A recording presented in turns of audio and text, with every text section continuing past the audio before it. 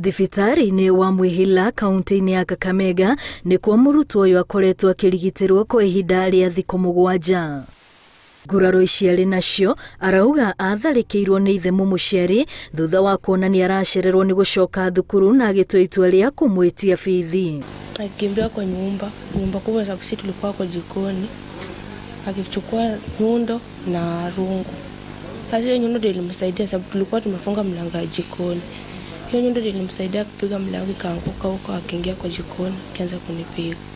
Kũringana na mũrutwo ũyũ, mũrũ wa nyina nĩeranĩire gũtũma bithi yake nĩguo ahote gũcoka thukuru, na gĩkĩ nĩkĩo kĩarĩ gĩtũmi gĩake kũrĩrĩria rĩrĩa agacoka thukuru.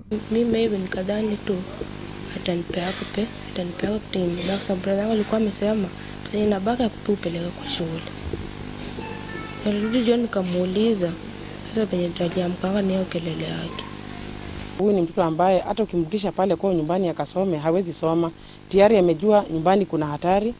Either ninaweza kudhulumiwa, ni uwawe ama niumizwe kupita jinsi ambayo nilivyo saa hizi. Rĩrĩ rĩrĩkana ti rĩa mbere mũrutwo ũyũ gũtũngio haro teno nĩ ithe, ikundi cia gũtetera ihoto cia andũ ikĩyumĩria na kwendekithia mũndũrũme ũyũ atacũkĩrio makinya ma kĩwatho.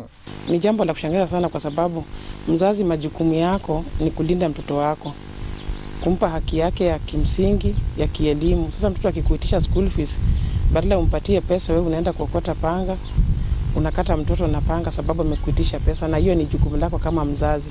Litana kũrĩ aciari aya ona andũ angĩ arĩ matige kũhithĩrĩra rĩrĩa mona ciana ikĩnyamario nĩ aciari ona arĩa maikaraga nacio, gũkĩrĩkana nĩ mũtugo wongererekete na njĩra nene. Ngĩribotera Inooro TV, rĩtwa rĩakwa nĩ Wambui wa Macharia.